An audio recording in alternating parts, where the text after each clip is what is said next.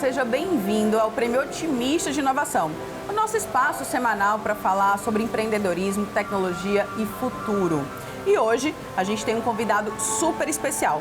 Eu converso com o Gustavo Araújo, que é CEO e cofundador do Distrito, a maior plataforma de transformação de negócios do Brasil, com mais de 800 startups em casa, 36 mil startups monitoradas, mais de 80 grandes empresas e 120 investidores. Gustavo, seja muito bem-vindo. Obrigado, Natália. É um prazer estar aqui com vocês. Bom, estamos aqui em Fortaleza, acabou de sair de um encontro do IBF, falando para executivos de finanças de empresas de segmentos bem tradicionais. Foi bem interessante que durante o painel, todos eles estavam prestando bastante atenção, ficaram até o final, tiveram curiosidade de fazer perguntas, interagir.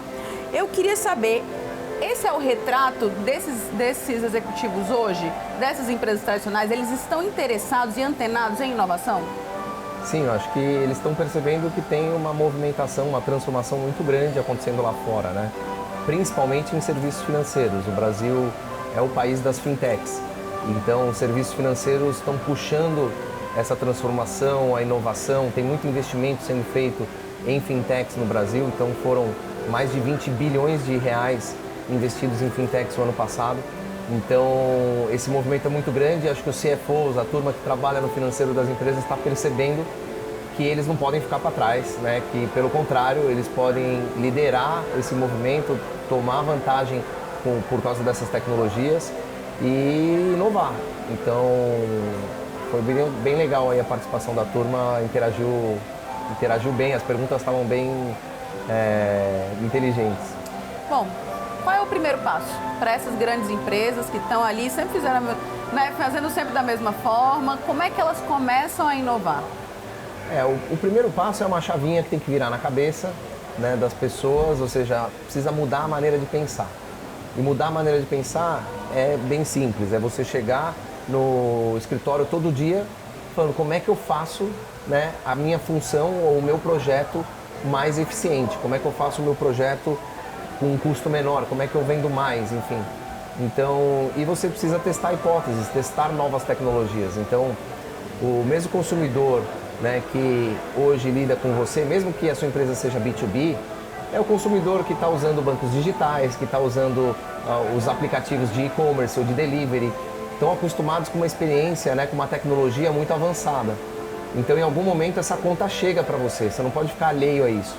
Então, você precisa, né, igualar essa tecnologia que está sendo usada lá fora, e isso tudo está pronto. Ou seja, é só você pensar quais são as hipóteses que eu tenho para resolver um problema, experimentar diferentes tecnologias e você vai achar ali caminhos que vão funcionar. Alguns não vão funcionar, mas os que vão funcionar, ali você investe mais tempo, mais dinheiro e vai encontrando ali um caminho de crescimento diferente.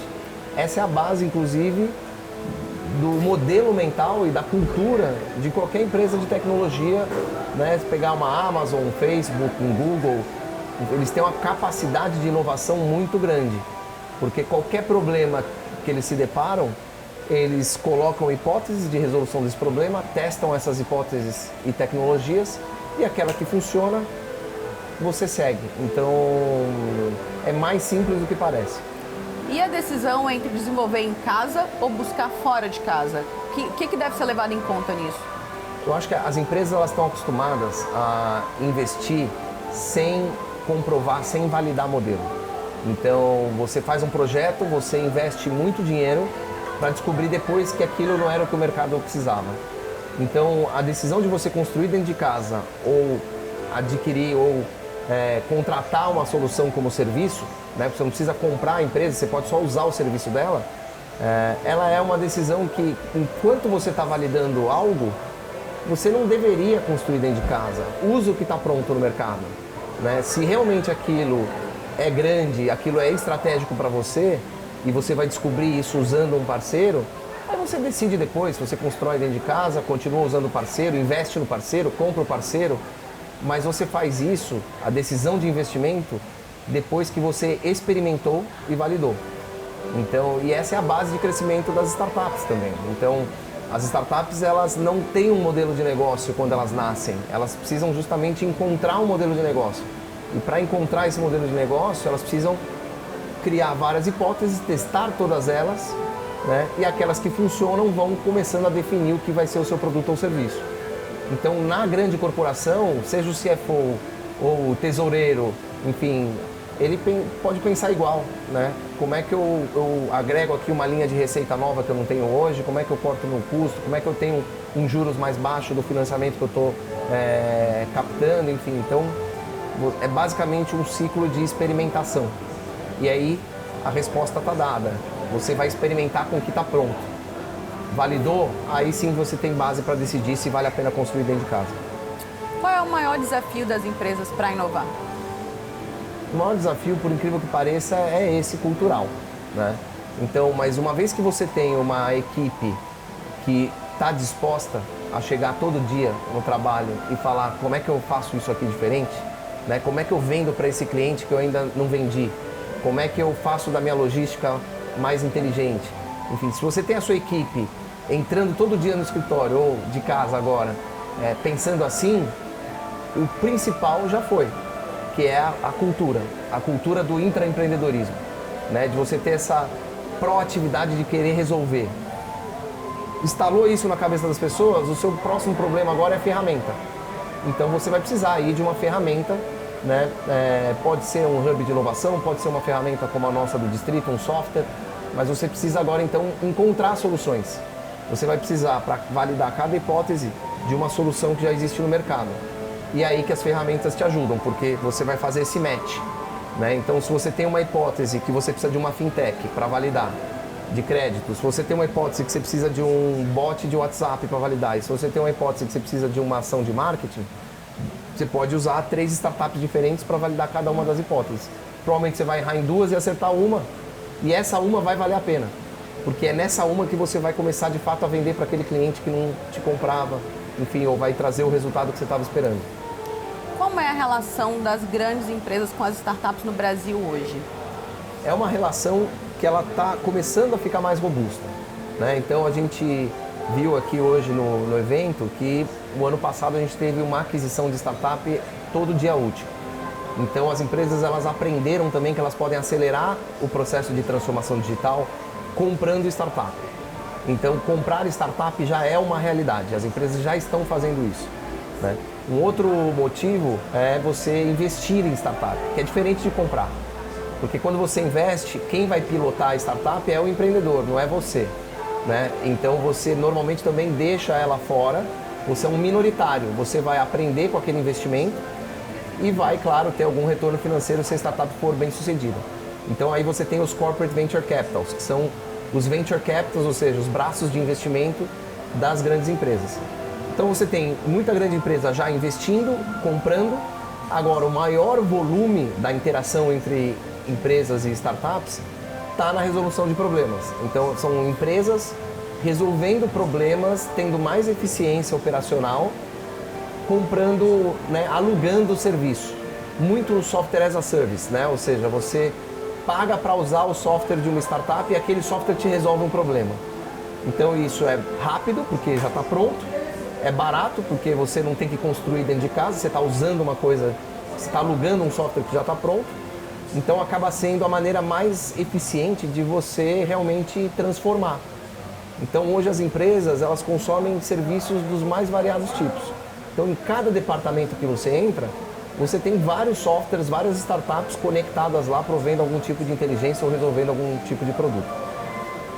Essa inovação aberta, ela está ficando mais recorrente, né? As empresas, elas estão também, de certa maneira, ficando mais humildes, porque elas estão vendo que, por mais que você seja um grande fabricante de carro, uma grande cervejaria, né, um grande varejista, quem você é em inteligência artificial, quem você é em blockchain, né, quem você é em sensores, IoT.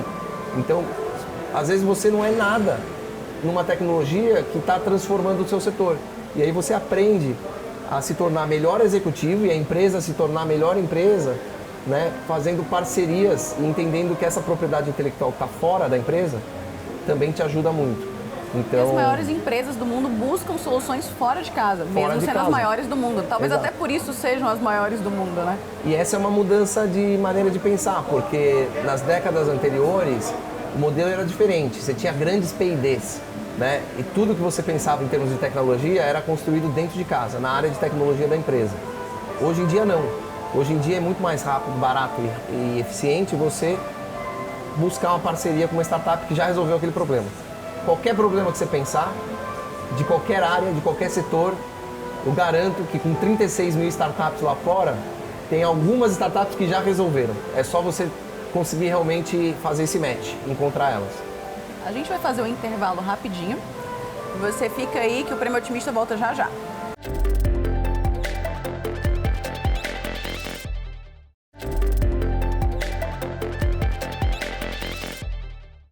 E a gente está de volta com o Prêmio Otimista de Inovação, que hoje conversa com o Gustavo Araújo, do Distrito.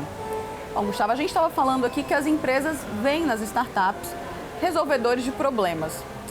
Mas os investidores veem nas startups forma também de aplicar o seu dinheiro, de ter uma rentabilidade, de conseguir faturar dessa maneira por meio, ao invés de botar no mercado de ações tradicionais, por exemplo, ou de botar na renda fixa, fazer um investimento num capital de risco, aportando dinheiro numa empresa de tecnologia? Com certeza, né? Você tem aqui uma parcela importante dessa equação, que é a diversificação, porque a gente está falando justamente de capital de risco. Então é muito importante quando você está falando de capital de risco, você diversificar. Por isso a gente recomenda lá no Distrito a construção de portfólios, né, de startups e não investir só em uma ou duas. Porque se a startup fizer tudo bem, a chance dela dar certo já é pequena. E se ela ainda falha no meio do caminho, você diminui ainda mais essa chance. Então a gente está falando, né, de a cada 100, 5, 10 vão para frente. Então você tem um índice de mortalidade muito grande, você precisa ter em conta isso quando começa a investir em startups. É por isso que os grandes investidores, inclusive profissionais, né, os gestores profissionais de venture capitals, constroem portfólios. Então você tem uma tese, né, e em cima dessa tese, que é basicamente os parâmetros que você está se colocando para investir, você busca uma diversificação. Então, por exemplo, você tem venture capital só de fintech, então só investe em serviço financeiro. E aí dentro da tese, early stage. O que significa isso? Ou seja, startups estão mais no começo da jornada. Então de tudo que tem, né, de opção no mercado, você dentro daquela tese filtra e aí busca ali os melhores empreendedores, os melhores produtos, enfim, os times mais capacitados. No early stage, o que é mais importante é o time, porque é a capacidade do empreendedor de construir uma empresa que quase não existe, de um produto que muitas vezes ainda nem existe. Então, basicamente, a análise é do time, da capacidade do empreendedor. Então, você tem um retorno financeiro muito bom, né? Hoje, a média de retorno financeiro de um venture capital é de 35% a 40% ao ano. É um retorno maior do que um produto financeiro mais tradicional, mas também com mais risco. Então, você tem hoje, num portfólio de investimento, desde investidor anjo até investidores mais profissionais qualificados, né, você tem que fazer parte dessa transformação.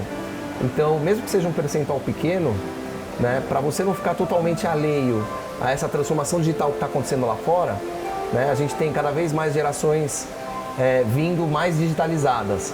Né, a gente vê crescimento dos bancos digitais, crescimento do delivery, né, via aplicativo, crescimento da mobilidade mais inteligente também por vários aplicativos, crescimento de telemedicina. A tecnologia está transformando todos os setores. Então, o investidor, né, que quer ter um portfólio balanceado, ele precisa ter um pedacinho desse portfólio também exposto a essa transformação.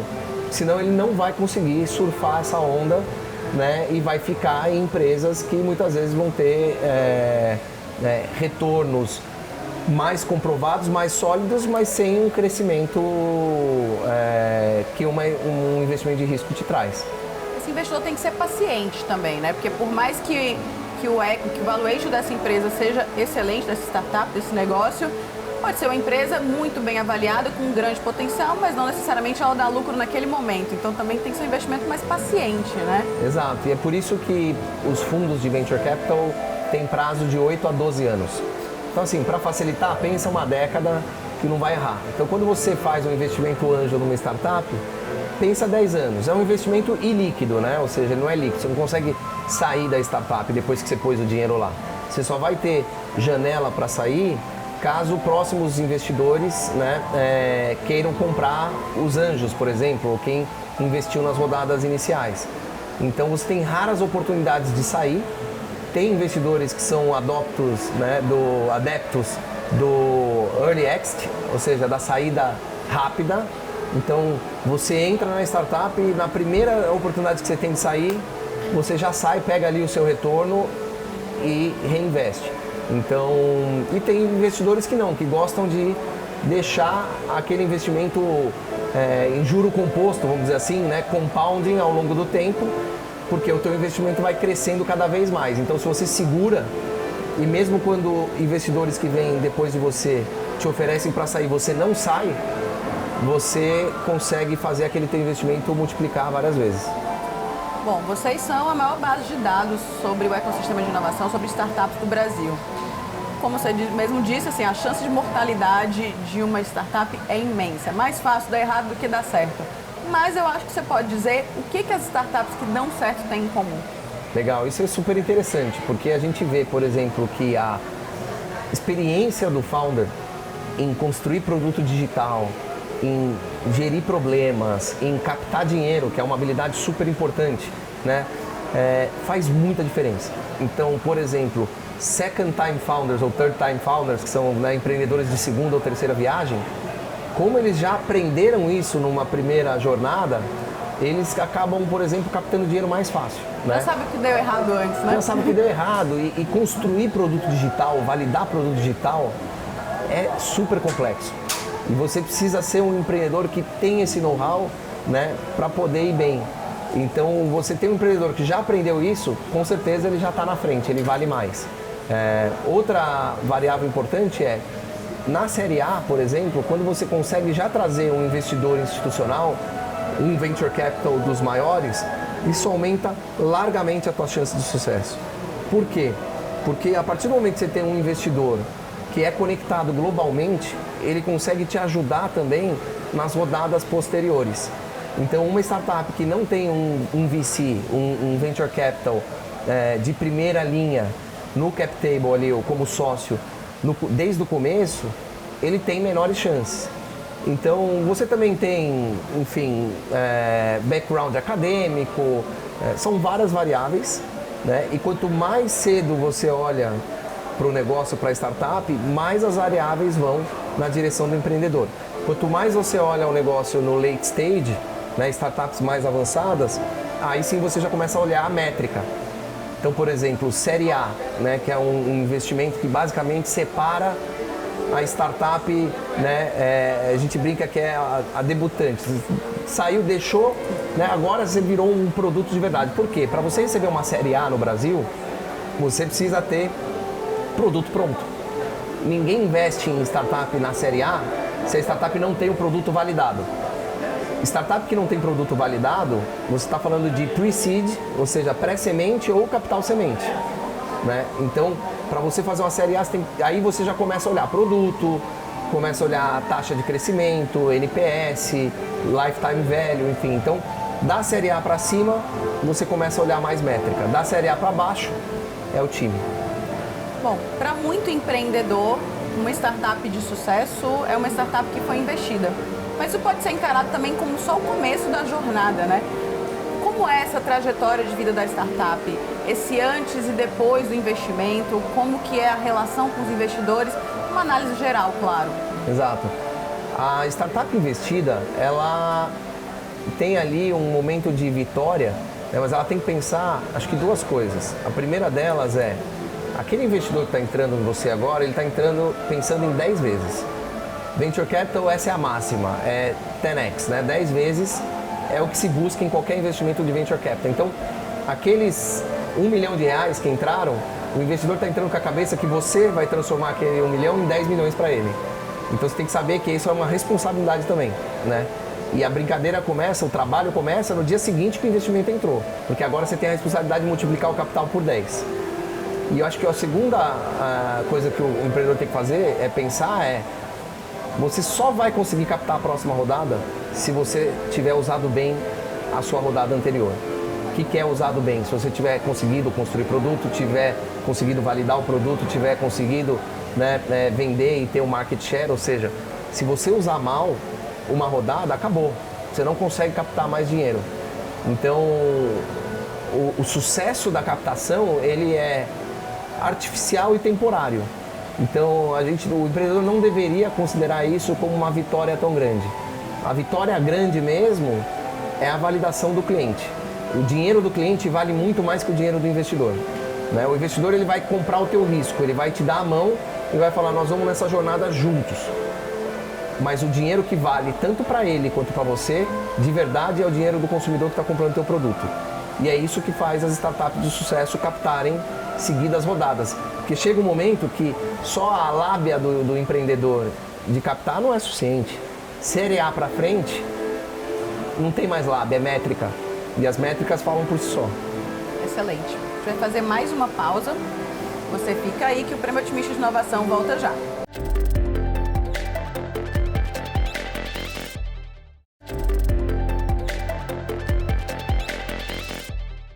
E a gente está de volta com o Prêmio Otimista de Inovação, hoje conversando com o Gustavo Araújo.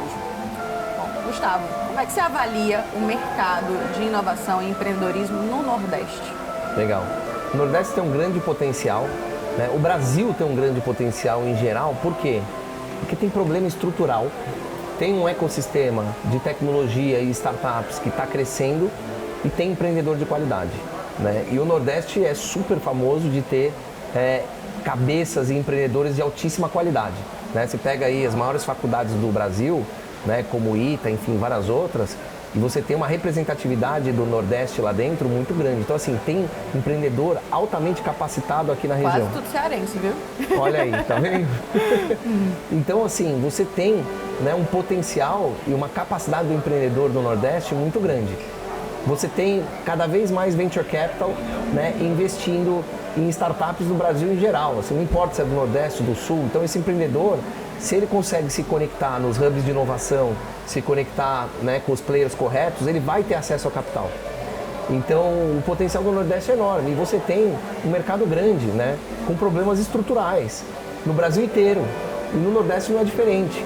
Então, você tem a capacidade, assim como o Nordeste criou, né, grandes players tradicionais de varejo, né, enfim, de várias indústrias, você tem também a capacidade de criar grandes players de tecnologia nascidos aqui do Nordeste, né? Então, por que não o Nordeste se transformar numa grande fábrica aí de unicórnios, né? A geografia já foi muito determinante, acho que ainda é muito determinante para a economia brasileira, né? Você vê o desenvolvimento, a diferença de desenvolvimento do Sudeste para o Nordeste, para o Norte. Nesse novo modelo de economia, esse novo modelo que é digital, que está em nuvem, que está na web, qual o peso geográfico? Quanta geografia ainda é relevante? Porque a gente está falando, por exemplo, dos nordestinos, dos cearenses que fazem sucesso, que são reconhecidos pelo empreendedorismo, mas essas pessoas muitas vezes saem do Ceará, saem da região, para ir para São Paulo, para ir para outro país. Quanta geografia ainda é determinante de sucesso? Legal. Você tem um movimento, né, de descentralização dessa produção de tecnologia que você está falando, né, acontecendo globalmente. Então, a primeira descentralização foi de sair do Vale do Silício. Então, o Vale do Silício, claro, ainda é um dos principais polos do mundo, né? Mas você começou a ter criação de tecnologia de ponta pelo mundo inteiro, né? E você também, quando olha Brasil, tem, claro, uma concentração muito grande ainda em São Paulo, mas hoje você já vê um desenvolvimento desse ecossistema, né, pelo Brasil todo. Então, você já tem as comunidades de startup aqui no Nordeste, já tem os venture capitals aqui no Nordeste. E não é diferente também no Centro-Oeste, no Sul. Então a gente já vê uma descentralização acontecendo na produção da tecnologia. Então, assim, ainda tem a questão geográfica? Tem. Igual tem do Vale do Silício em relação ao Brasil. Muitos empreendedores saem do Brasil e vão lá para os Estados Unidos, por exemplo, ou vão para Israel, né, ou vão para Londres, enfim, ou vão para alguns outros polos de inovação, onde tem mais capital, né, tem mais time de desenvolvimento, dependendo da tecnologia. Para o blockchain, o Brasil ainda está muito atrasado, né, na formação de desenvolvedores em blockchain. A maior parte desses desenvolvedores estão nos Estados Unidos e na Europa. Então, você vai empreender em blockchain, você vai ter que naturalmente construir time nos Estados Unidos e na Europa. Mas do outro lado da moeda, o Brasil hoje é top 4 mercado de blockchain no mundo. Então, qualquer projeto global de blockchain não pode ignorar o Brasil como mercado. Não é à toa que os grandes players estão vindo para cá agora. Então, você tem a questão geográfica ainda, mas esse movimento ele vem sendo grande, de descentralização. Mas sim, ainda é uma realidade. Com Você falou aí em desenvolvimento, que é um gargalo para o crescimento do Brasil em termos de tecnologia, o crescimento digital do Brasil. O Distrito tem uma iniciativa agora, tem uma força-tarefa que várias empresas estão fazendo coisa semelhante, que é formar desenvolvedores. Queria que você falasse um pouquinho da iniciativa de vocês. Legal. A gente tem incentivado várias empresas, né? São coding schools, ou seja, escolas de código para a formação de desenvolvedores. O ano passado a gente fez um trabalho social, sem fins lucrativos, de formar um primeiro teste, uma primeira turma de 80 desenvolvedores. Né? Esse projeto foi co-realizado junto com a Johnson & Johnson e depois teve o apoio de várias startups da comunidade. Então a gente formou 80 desenvolvedores que nunca tinham escrito uma linha de código, nunca tinham programado nada. Né? A gente escolheu, junto com algumas instituições, pessoas que não poderiam comprar um curso. Então a gente foi, né, em comunidades mais carentes, enfim, e escolheu pessoas que realmente tinham ali uma oportunidade de mudar de vida. E a gente formou esses 80, né, muito legal, assim, o resultado do programa. Tem um desenvolvedor que já saiu, né, uma desenvolvedora que saiu do projeto ganhando já R$5.000 de salário, por exemplo, né, depois dessa formação de 4 meses e meio. A gente mesmo no distrito, dos 80, a gente absorveu 15, né, e a gente teve, claro, o apoio de toda a comunidade, a própria Johnson absorveu e várias outras startups.